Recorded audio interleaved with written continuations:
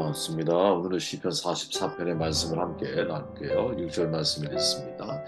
나는 내 활을 의지하지 아니할 것이라 내 칼도 나를 구원치 못하리라.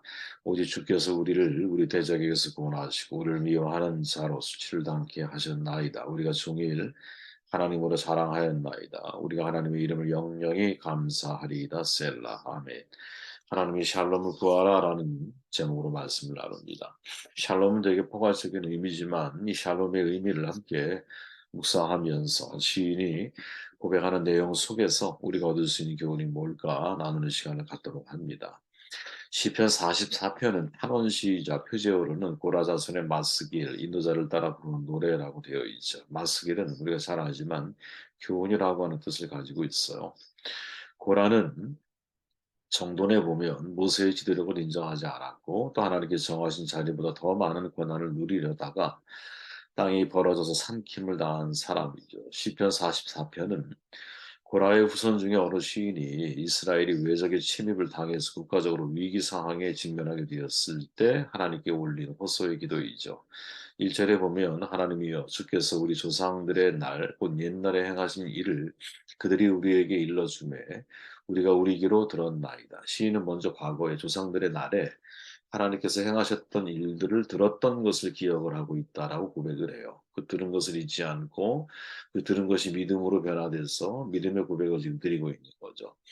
5절에 보니까 우리가 주를 의지하여 우리 대적을 누르고 우리를 치러 일어나는 자를 주의 이름으로 밟으리이다. 이것은 현실적으로 일어난 일이라기보다는 이러한 기대감을 가지고 하나님 앞에 기도하고 있다라는 거죠. 기억을 떠올리며 하나님을 믿는 믿음으로 하나님의 샬롬을 구하고 있는 거예요. 그죠?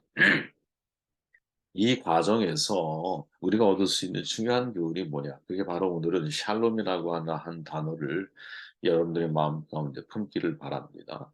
6절 말씀을 다시 읽어보면 나는 내 활을 의지하지 아니할 것이라 내 칼도 나를 구원치 못하리라. 시인은 지금 나는 내 활을 의지하지 않고 내 칼도 나를 구원하지 못할 것을 고백하면서 오직 하나님께서 우리를 대적에게서 구원하신다라고 증언을 하고 있죠. 이거 되게 중요한 이스라엘의 전쟁관이에요.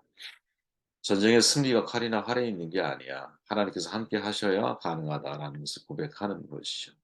이게 바로 구약에서 말하는 이스라엘의 전쟁관인데 이스라엘의 군대가 없고 무기가 없었다라는 것이 아니라 아무리 내가 많은 무기와 많은 군대를 가지고 있다 할지라도 전쟁의 승패는 그거에 달려 있는 것이 아니라 하나님을 믿는 신앙, 하나님과 함께 하셔야만 승리할 수 있다라고 하는 전쟁관을 가지고 있는 것이죠. 이것은 사실은 출애굽 때부터 시작이 된 건데 출애굽에서 가나안에 정착하는 과정에서 수많은 전쟁들을 치르게 되잖아요. 근데 그 전쟁에서 실패, 또 승리를 경험하는 과정에서 내가 무기와 군사를 의지했을 때는 실패하고 하나님을 의지할 때만이 성공을 했다라는 것이 경험적으로 이들의 마음 가운데 각인되어져 있는 거거든요. 신앙인은 여러분 바로 이러한 전쟁을 하는 사람이라는 거예요. 성경이 말하고 있는 거룩한 전쟁, 성전이라고 보통 표현하잖아요. 이때의 거룩한 전쟁은 군사력이 강해서 혹은 무기가 많아가지고 그래서 승리하는 전쟁을 가리키는 게 아니라 믿음으로, 신앙인은 믿음으로 싸우는 사람이라는 것이죠. 네. 저는 저와 여러분들이 이제 어떤 일이든 간에 믿음의 역사, 어떤 일을 할 때 세상에 있는 공중권세로 영적인 싸움을 하는 거잖아요. 공중권세를 맡고 있는 자, 그들의 지배권 안에서 우리가 하나님의 나라를 성취해 나아가는 건 모든 싸움은 영적인 싸움인데 이 싸움은 인간이 볼 때는 경제력의 싸움인 것 같고 능력의 싸움인 것 같고 첨단의 무기의 싸움인 것처럼 보이지만 사실은 그 이면에 하나님이 우리와 함께 하실 때에 승리할 수 있다라고 하는 이 이상, 그래서 이 이상에 가까운 이상처럼 보이는 이 믿음이 우리 가운데 있어야 한다는 거죠. 현실 정치를 책임진 왕들은 여러분, 이 성전이 이상처럼 보이기 때문에 이상을 따라 전쟁을 준비하는 거 대단히 어려운 일이었어요. 그건 이스라엘의 현실에서도 벌어진 일들이었어. 그래서 외적의 침입을 받을 때에 예언자들은 하나님을 의지하고 두려워하지 말라라고 선포를 하잖아. 그런데 현실적으로 왕은 국방력을 염려한 나머지 국방력이 약하면 다른 나라의 원군을 정해서 전쟁을 치르게 되죠. 그러면 오히려 성공하면 좋은데 실패하게 돼. 또 내가 원군을 청하고 난 이후에 벌어지는 일들은 원군을 보내준 나라의 속국이 되어서 조공을 바치는 여러 가지 더 어려운 일을 당하게 되는 일이 북이스라엘과 남유다로 갈라진 이후에 벌어졌던 이스라엘의 역사였다. 그죠? 여러분 가만히 그 역사를 그냥 흐름을 가만히 한번 생각해 보세요. 그러면 결국에 하나님께서 예언자들을 통해 야 하나님을 의지하면 하나님이 이기게 하시는 거야 이렇게 선포를 하는데 현실적인 왕들은 어떻게 내 국방력을 보는 거야. 나의 능력을 보는 거예요. 그죠? 그리고 내 능력이 부족하면 원군을 청해. 그러다가 승리하기도 하고 실패하기도 해. 그러나 결국 나중에는 어떻게 돼요? 원군을 나에게 보내줬던 나라의 속국이 되고 지배를 당하게 되고 오히려 내 자유를 잃어버리게 되는 이런 일들이 수없이 반복된 것이 이스라엘의 역사였다라는 거죠. 하나님의 말씀에 기초한 이상이 실종된다라는 것은 여러분 모든 나라가 함께 세워야 할 공동의 선 사라지고 저마다 자기 소견에 오른 대로 자국의 이익을 따라 움직이게 된다라는 것을 의미하는 거죠. 그 결과 강한 나라들이 세계를 지배하게 되고 약한 나라들은 강한 나라들의 눈치를 보게 되면서 자기 생존을 유지하고 지켜가게 마련인 거예요. 강한 자만이 살아남을 수 있는 정글의 세계에서는 당연히 대부분의 모든 나라들은 경제적으로, 경쟁적으로 경제를 발전시켜야 돼. 왜? 경제력에 의해서 군사력이 또 만들어지는 거잖아. 자본주의 사회에서는 여러분, 물론 총칼을 통해 전쟁을 일으키는 것도 있지요. 미국이 이라크에 전쟁을 일으킨 것이나 지금 러시아가 우크라이나에 전쟁을 일으키는 걸 보면 총칼에 의한 전쟁이 분명히 있죠. 왜 없겠어요? 그러나 그 이면에는 실은 만본주의에 의한 경제적인 전쟁을 통해서 자국의 이익을 추구하기 위한 자원 쟁탈전이 그 속에 배후에 깔려 있는 것들이잖아요. 결국 이런 모든 결과들은 보면, 그죠? 우리가 복잡하게 이해하고 바라볼 것이 아니라 사실은 하나님이 우리에게 말씀하시는 이 말씀에 따른 이상적인 나라, 이상적인 어떤 관계들에 대한 기대감을 우리가 저버렸기 때문인 것이죠. 여러분 거룩한 전쟁, 즉 성전이라고 하는 것은 전쟁을 하나님께 맡기라는 거거든요. 아주 간단해요. 전쟁은 하나님께 맡겨라. 그러면 하나님이 이 전쟁을 통해서 하나님의 뜻을 성취해 나가신다라는 것이죠. 하나님께서 조절하시고 다스리심으로 이 땅에 온 세상에 샬롬, 즉 평화를 이루어 가신다라는 것을 의미하는 거. 여러분 가만히 생각해 보십시오. 하나님의 계획은 여러분 이스라엘 민족만 잘 살게 하시는 것일까요? 아니죠. 그죠? 이게 참 사실은 그리스도인들이 가지고 있는 교회 이지가 아니겠어요. 그죠? 사실 가만히 생각해 보면. 이스라엘 민족만이 잘 살게 하는 것이 아니라 모든 나라들이 다 함께 평화를 누리며 살게 하시는 것. 이게 바로 사실은 성전, 거룩한 전쟁, 즉 하나님이 싸우신다. 응? 하나님이 함께 하심이 이기는 것이다. 승리는 거기에 있다. 바로 이 성전이라고 하는 그, 그 표면적으로 보이는 이 전쟁의 이면에 깔려 있는 정신인 거죠. 하나님의 샬롬. 근데 이런 거룩한 성전의 개념을 국회에서 하나님께서 우리나라만을 위하여 싸워주신다고 믿고 있는 것이 사실은 오늘날 이스라엘이고 오늘날 아랍 사람들일 수 있는 거죠. 그들이 말하는 성전은 여러분 하나님의 뜻을 따르는 전쟁이 아니라 자기 민족, 자기 나라만을 위한 전쟁으로 흘러왔어요. 계속. 그리고 자기가 원하는 전쟁에 하나님의 이름을 끌어다 붙이면서 성전이라고 말을 하는 거야. 그러나 진정한 성전, 거룩한 전쟁의 목적, 하나님이 그것을 이야기하시는 목적은 하나님의 샬롬을 이루는 거거든요. 샬롬은 어느 한 민족, 어느 한 나라만의 평화를 의미하는 게 아니야. 전 세계의 평화를 뜻하는 거예요. 진정한 샬롬은 여러분 인간에 이룰 수가 없어요. 왜 그럴까요? 인간은 여러분 어, 모든 것을 다 고려할 수가 없잖아. 제가 늘 하는 말이지만 우리가 비를 강구할 때 가뭄의 지역에서는 비가 선한 일이야. 선한 일처럼 느껴져요. 그러나 여러분, 홍수 지역에서는 그 비는 악한 일처럼 느껴지는 거거든.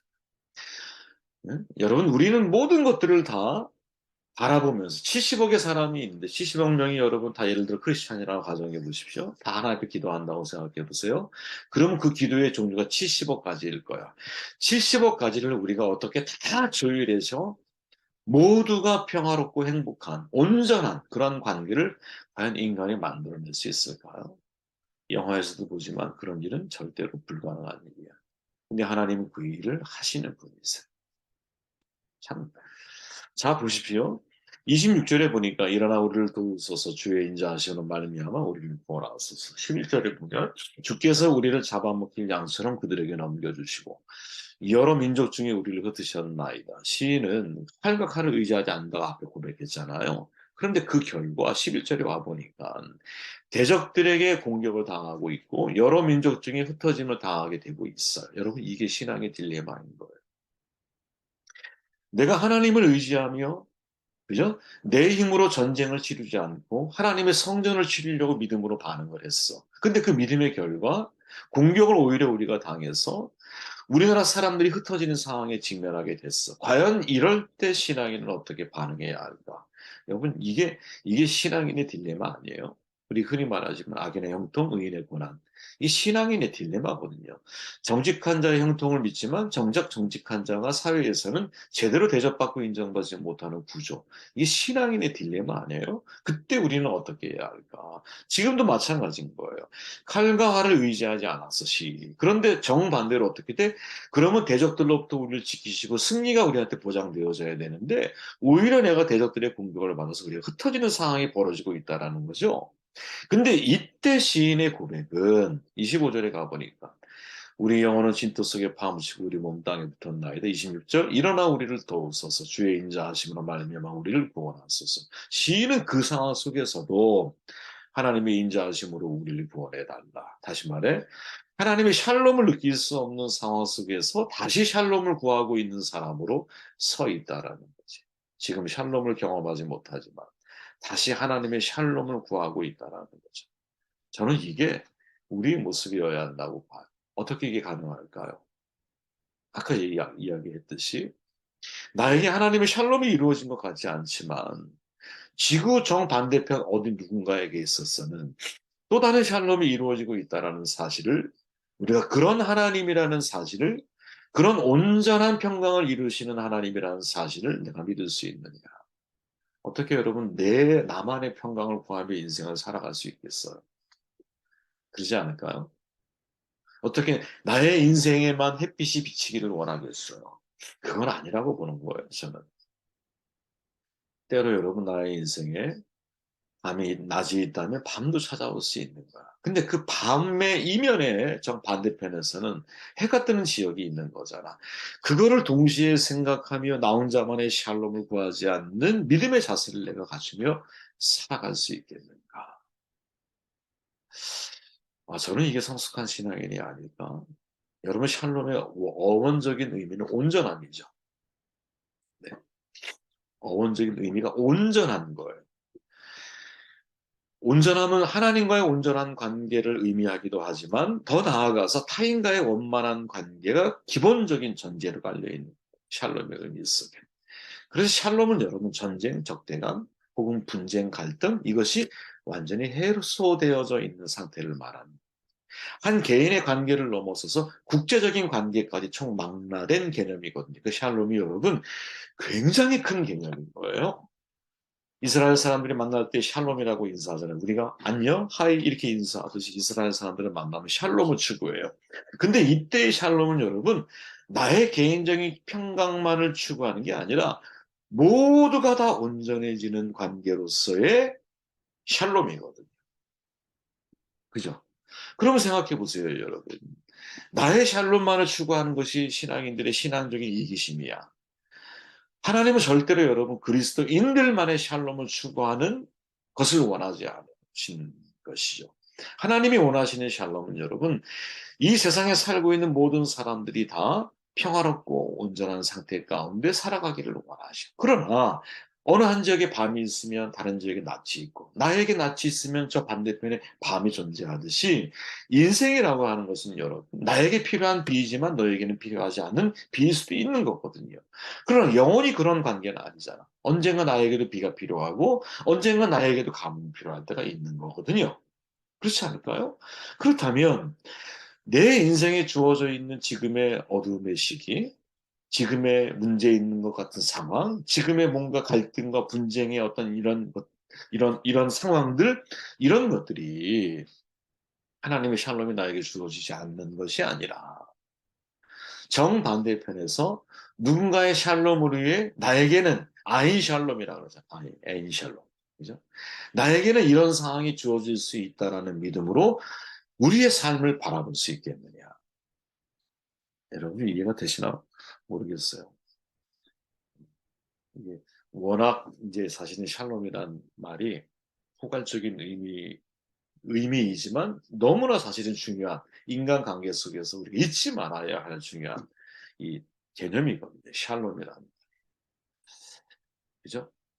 그런데 이 샬롬이 나의 샬롬만을 추구하지 않고 모두의 샬롬을 추구하려고 하는 신앙적인 시각을 가지고 세상을 바라볼 때는 그런 거죠. 나에게 낮과 밤이 공존할 수 있듯이 내 인생에 낯이 찾아오지 않는다 할지라도 저 반대편에는 누군가 태양의 낯을 즐기고 있을 수 있겠구나. 나는 믿음을 가지고 세상을 바라볼 수 있을 때 시인이 지금 고백하는 것처럼 내가 칼과 활을 의지하지 않지만 오히려 내가 그것을 의지하지 않고 믿음으로 반응했는데 대적들의 공격을 받아 흩어지는 상황이 벌어졌어. 이럴 때 하나님의 샬롬은 나에게 없는 것 같죠. 그럼에도 불구하고 다시 하나님 앞에 샬롬을 구할 수 있는 그 믿음의 용기는 어디에서 나오는 것일까?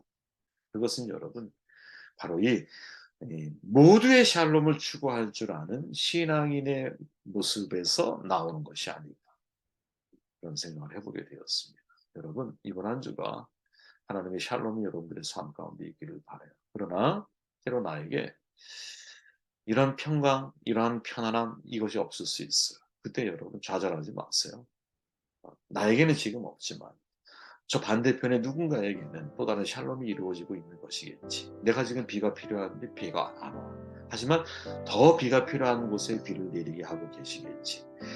전체를 다스리시는 하나님의 시각에서 우리의 믿음의 사이즈가 성장하고 성숙해질 수 있다니 이게 얼마나 큰 은혜이 되겠는가 말씀을 듣고 기도하시되 제가